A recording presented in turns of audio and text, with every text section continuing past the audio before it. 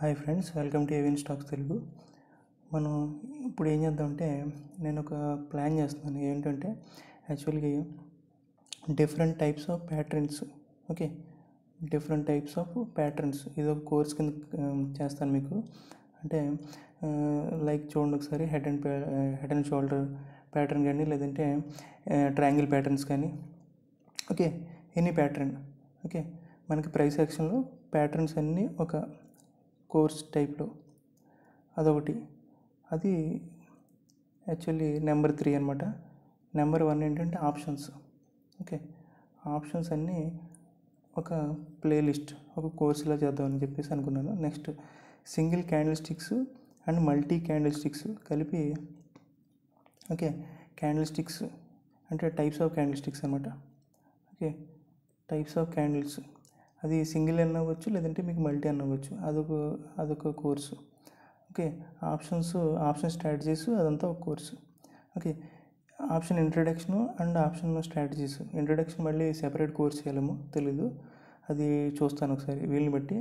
Introduction separate course, లేదంటే options strategies అన్నీ ఒక సెపరేట్ కోర్స్ అనమాట. అది నెక్స్ట్ టైప్స్ ఆఫ్ క్యాండిల్స్ అదొక course. Next types of patterns. Okay, like చెప్పాను కదా ఇప్పుడే, ఇది ఒక కోర్సు. ఇలా 4 కోర్సెస్. ఇది కాకుండా ఇంట్రాడే స్ట్రాటజీస్ కొన్ని ఉన్నాయి, అవి మొత్తం 5 కోర్సెస్ అని చెప్పేసి అనుకుంటున్నా. ఓకే, ఇందులో అడ్వాన్స్డ్, బేసిక్ అవంతా కూడా ఉంటుంది. అంటే మీరు సపోర్ట్ చేసి, లైక్ చేసి, సబ్స్క్రైబ్ ఎక్కువ చేసి, కొంచెం ఎంకరేజ్మెంట్గా ఉంటే నాకు, నేను ఇవన్నీ మీకు ప్రామిస్ చేస్తున్నాను, ఇవన్నీ కంప్లీట్ చేస్తాను. ఓకే, ఒక్కోదానికి ఒక 20 వీడియోస్ వచ్చినా పర్లేదు, నాకు 100 వీడియోస్ ఖచ్చితంగా చేసి పెడతాను మీకు. ఓకే, బట్ ఏంటంటే సబ్స్క్రైబర్స్ అదంతా నాకు వ్యూస్ కూడా ఏమీ లేవన్నమాట. దాని గురించి నేను కొంచెం ఆగుతున్నాను. ఎనీవేస్, కొంచెం ఎంకరేజ్మెంట్ ఉంటే నేను ఖచ్చితంగా మొత్తం అన్నీ మీకు క్లియర్గా చేసి పెడతాను. నాకు ఎంతవరకు నాలెడ్జ్ తెలుసో అంతవరకు షేర్ చేసి పెడతాను, అది కూడా విత్ ఫ్రీ. ఓకే, విత్ మీకు ఎటువంటి, అంటే ఏంటంటే చాలామంది సర్వీసెస్, పెయిడ్ సర్వీస్ అది ఇది అని చెప్తారు, కానీ బట్ ఆ టైప్లో నాకేం ఇంట్రెస్ట్ లేదు అదనమాట. ఇది ఒక 5 కోర్సెస్. ఏంటంటే option introductions, next option strategies, next types of candle sticks, next types of patterns. Okay, next intraday strategies. ఇవి ఒక 5 కోర్సెస్. ఇందులో ఇప్పుడు చూడండి, ఇందులో ఇది ఫస్ట్ వీడియో. దేంట్లో ఫస్ట్ వీడియో అంటే మనకి ప్యాటర్న్స్లో ఫస్ట్ వీడియో. ప్యాటర్న్ ఏంటంటే head and shoulder pattern. Okay, మనకి హెడ్ అండ్ షోల్డర్ అంటే ఏంటంటే ఒక తలకాయ, ఒక హెడ్ ఉంటుంది,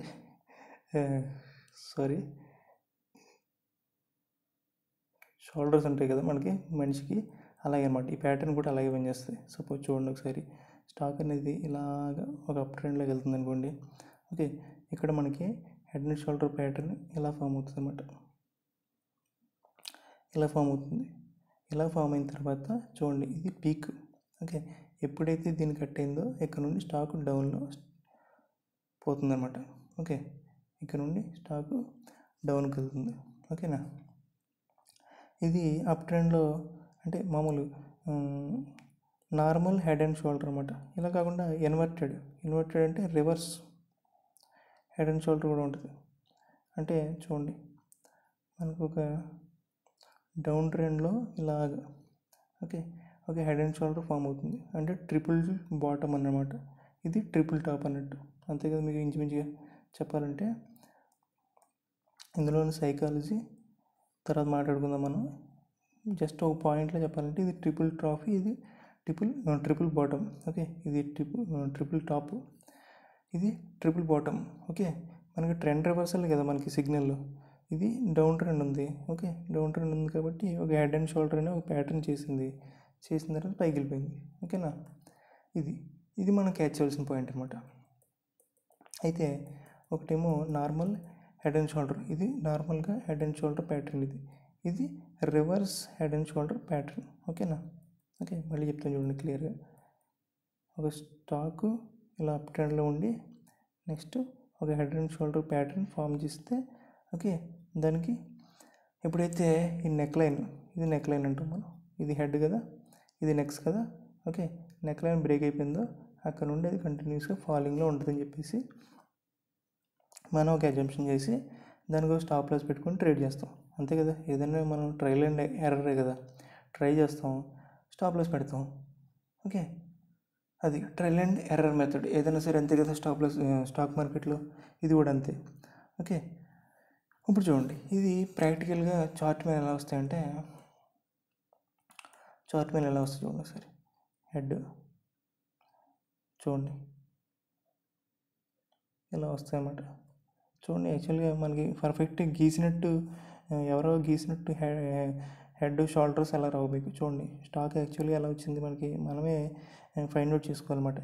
ఇదే ఇబ్బంది యాక్చువల్గా, అందుకే చాలామంది మనకి ఇబ్బంది పడుతుంటారు. ఇది చూడండి ఒకసారి, ఇది హెడ్ అండ్ షోల్డర్ అంటే కరెక్ట్గా హెడ్ అండ్ షోల్డర్ షేప్లో రాలేదు కదా, మనమే దాన్ని ఫైన్ ట్యూన్ చేసుకొని హెడ్ అండ్ షోల్డర్ టైప్లో మనం దాన్ని షేప్ అవుట్ చేసుకోవాలన్నమాట. ఓకేనా, ఇది నార్మల్ హెడ్ అండ్ షోల్డర్. చూడండి ఇది ఇన్వర్టెడ్ అంటే రివర్స్ హెడ్ అండ్ షోల్డర్ అన్నమాట, రివర్స్ హెడ్ అండ్ షోల్డర్.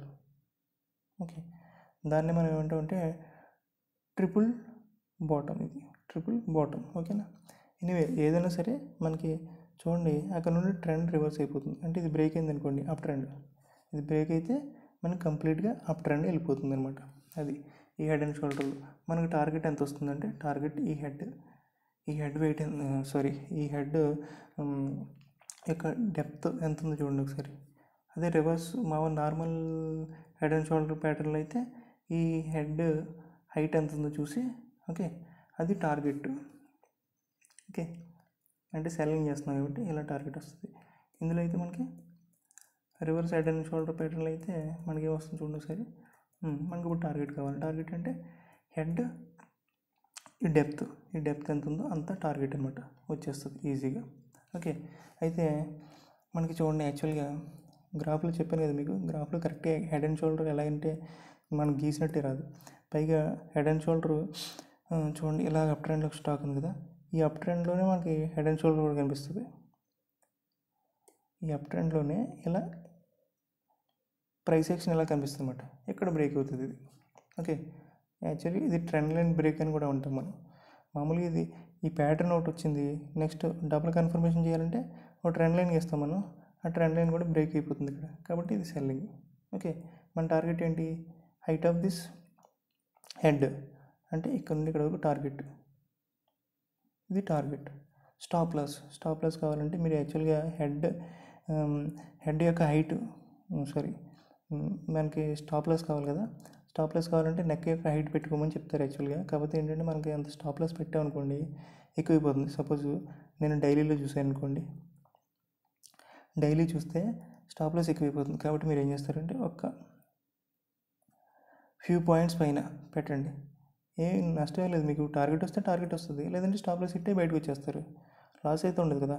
అయితే ఇంకో విషయం అబ్జర్వ్ చేయాలంటే ఈ ప్రీవియస్ ట్రెండ్ ఏదైతే ఉందో ఒక చిన్న కండిషన్ ఇది, అది ఏంటంటే ప్రీవియస్ ట్రెండ్ ఏదైతే ఉందో అది మంత్స్ టుగెదర్ అంటే మోర్ దెన్ 2 months ఉందనుకోండి, మోర్ దెన్ 2 months ఉంటే ఈ head and shoulder pattern work చేయదు, అంటే ఇది డౌన్ ట్రెండ్ అవ్వదు. ఓకేనా, ఇది నెమ్మదిగా చిన్న కన్సాలిడేషన్ అయ్యి మళ్ళీ అప్ ట్రెండ్ పోతుంది. కాబట్టి మోర్ దెన్ 2 months ఉందనుకోండి, ఈ యొక్క అప్ ట్రెండ్ కంటిన్యూస్, అంటే మీరు మోర్ దెన్ 2 months అంటే 3 అవ్వచ్చు, 6 అవ్వచ్చు, ఎంత అవ్వచ్చు. ఓకే, మోర్ దెన్ 2-3 months ఉందనుకోండి, ఖచ్చితంగా ఈ హెడ్ అండ్ షోల్డర్ ప్యాటర్న్ మీకు వర్కౌట్ అవ్వదు. ఒకవేళ వర్కౌట్ అయినా స్మాల్ టార్గెట్ ఇచ్చి మళ్ళీ రీట్రేస్మెంట్ బ్యాక్ వెళ్ళిపోతుంది అనమాట. ఇది ఒక చిన్న లాజిక్ ఇది.